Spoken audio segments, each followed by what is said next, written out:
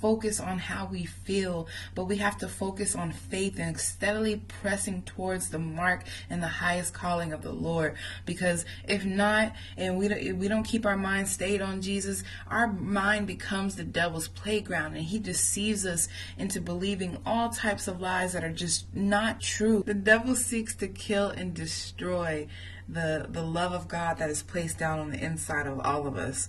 So we have to be diligent in trying to combat against those principalities and powers by staying prayed up, by staying in the Word, by staying in bodies of fellowship with people that we know are anointed by the Spirit of God. It is very, very critically important so that rejection does not become a measuring stick of our worth. It is completely false. You then go on to say that I'm always reminding her that people's actions have more to do with them and their lives than they have to do with her. And I think that is such solid advice. We go around thinking that everyone sees the flaws in us, that everyone is able to see what we're feeling on the inside, and therefore they know us. When really people are not judging, they're unable to judge us because they don't really even know that depth and core of us. Only God knows us that deeply. Only the people really close to us try to know us that deeply. When really what's happening is that people are treating you the way that they treat themselves, and the people that you're meeting and how they're interacting with you is a measure of how they are treating and interacting with themselves, or how other people are treating and interacting with them. It's not a reflection of you. When people deny you, it's a reflection of their desires and their wants and their needs. And if you're not meeting that, then you'll be, totally feeling unfulfilled, trying to fit into someone's round hole when you're a square peg. It's very important that we trust God for what we want. And that doesn't mean that rejection doesn't hurt. Rejection hurts. It does. Like, I've been rejected so many times. I have put my heart on the line when it comes to love and trying to find love. And, really I need to recognize that God said it in His Word. He that finds a wife finds a good thing. So I don't need to be trying to find anything.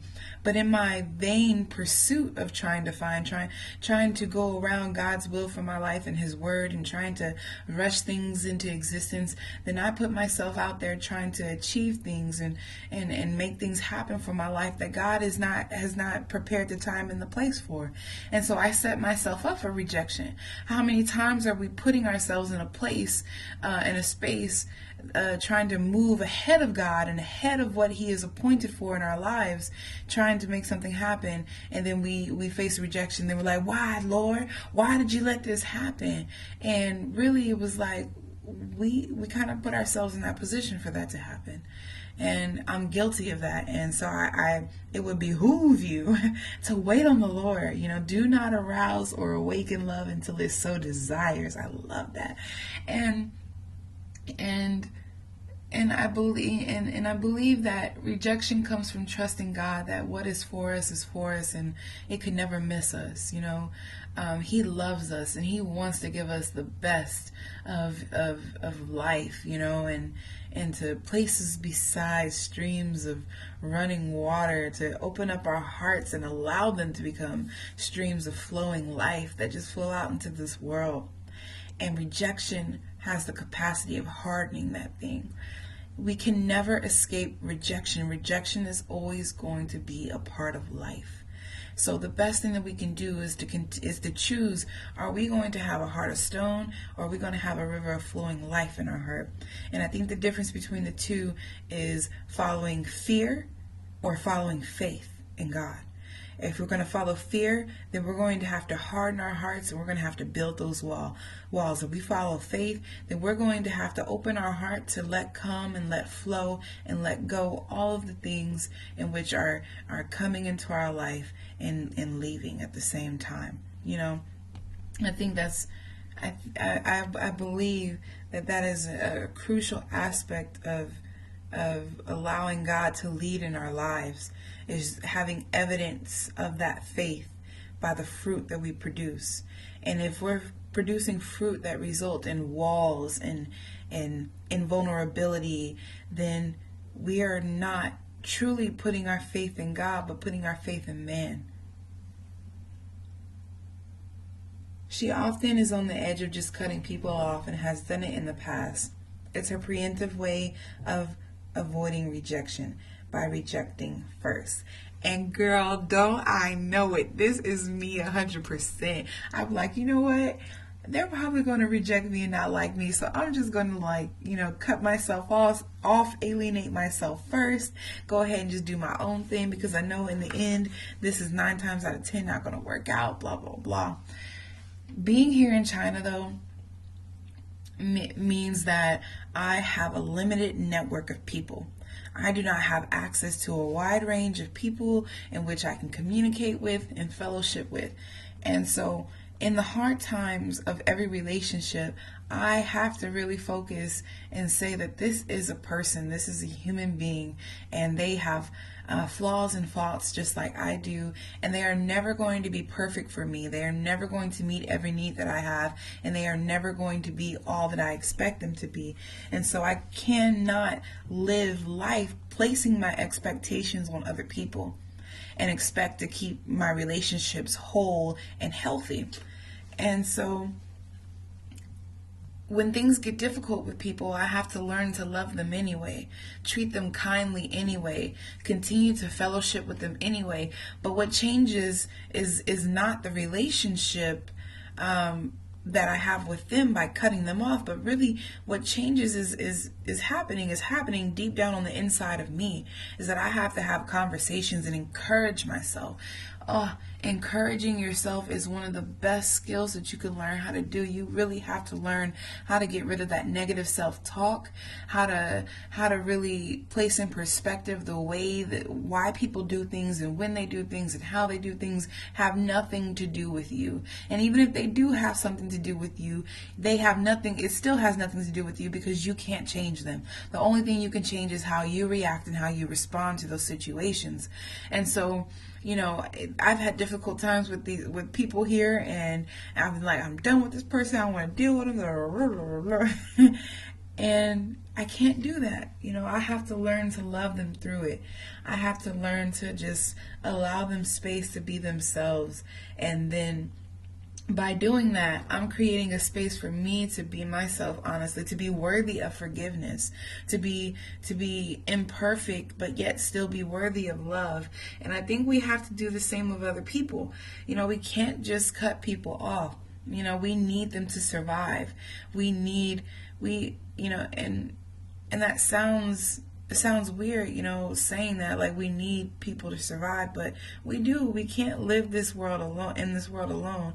My strong, independent black woman wants to be like, nah, I don't need nobody to survive. I can do it all by myself. But that is a lie of the devil. That is a lie trying to alienate us and isolate us away from fellowship and those signs, wonders, and miracles that God will use other people to perform in our lives.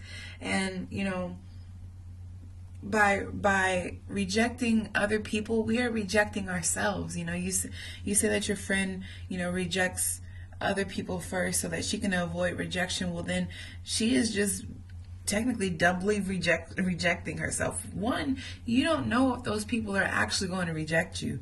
Two, you are rejecting yourself, saying that I am not worthy, and I know these people are eventually going to see that I'm not worthy, so I'm just going to go ahead and stay in my own lane of unworthiness so that I don't even have to deal with the pain of them knowing that I'm unworthy too. That is what you are admitting to yourself. But you never know. People choose to love who they want to love. You could have something within you that sparks something in this person, that inspires them, that gives them hope. And so regardless of your imperfection, it could bring such an intimacy and closeness with them, because you are just who you are. And when we have the freedom to be who we are, we give other people permission to be who they are. And that is such a beautiful, beautiful thing, to inspire someone else. So you really have to do some evaluations for yourself. Who told you that you were unworthy?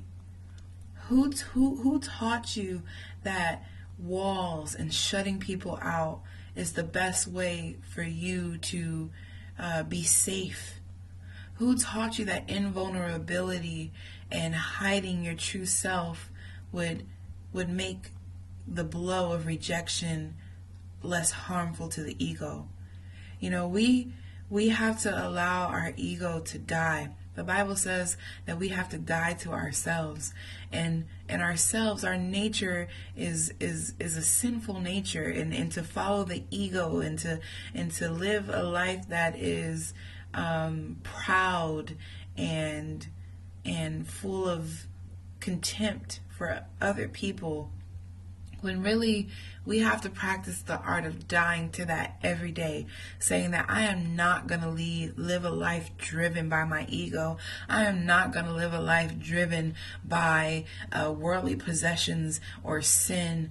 That I'm going to live a life driven by the faith that I have and the holy reverence and fear that I have for the Most High. He has loved us first. God loved us first. We are loved because God first loved us. We can love because God first loved us. So your friend is so worthy of love. We are all so worthy of love. All of us, all of us, all of us. It's just about being and knowing ourselves well enough that we are living the type of life where we're going places and doing things that the type of people that would love us are there in those spaces, and we get to know them and they get to know us. For example, I like to paint, so I go to places where I can paint, and there I meet other kindred spirits, people who enjoy painting as well, and maybe have a different vision for why they do it and blah blah blah, but it brings us close. I like poetry, I like writing, so if I go to a poetry show, I meet other people who are interested in that. If I go to church, then I meet other people who are interested in faith and in the Lord. And so by getting to know yourself, you are living as an example of who you are and who you want to be and who God has placed down on the inside of you. And you put yourself in places and situations where other people can speak to and understand who you are, because they too are in those spaces and in those places. So, just for some people, you're not going to be their cup of tea. Some people like coffee. You'll find them at the coffee shop. If you're at the tea house, then you're going to be at the tea house. And those people are going to want what you have to offer. You say you've run out of suggestions for her, and she barely accepts even mediocre explanations now. Can you help her find some peace? Sincerely, she thinks I'm the only one who will be there for her. I think it's unfair that your friend would place such a huge burden on you for you to be the only one who's there for her. Because you're human, and you're gonna fall short every time of meeting her needs, and the only place that all of her needs can be met is in the love of God. And so I encourage your friend to find a body where she can live and worship Christ. 2, 1B, read her word. 2, start to really get to know herself and understand the things that she likes and appreciates about herself, and go and live that life and move herself into a singular alignment with those things, so that she can also align herself with people who are like-minded. And trust God. Don't allow your mind to wander and to think too deeply about things that are negative, because the more you dwell on the negative and the more you dwell on the positive, the more you're going to get that thing. Whatever you think about, whatever you dwell on, whatever you focus your energy of, you're going to get more of that. Rejection hurts. That's just how it is. But it may be good for us in the long run. There are some things and people that I wanted so badly. I wanted them so badly, and I couldn't have them. And it hurt so bad, and I cried and I cried and I cried. Why couldn't I have this thing, Lord? Why, I did this, I did that. I've done everything that I could. Why couldn't I have it? And in that time, it felt like it was the end of the world, and I didn't understand why. But later,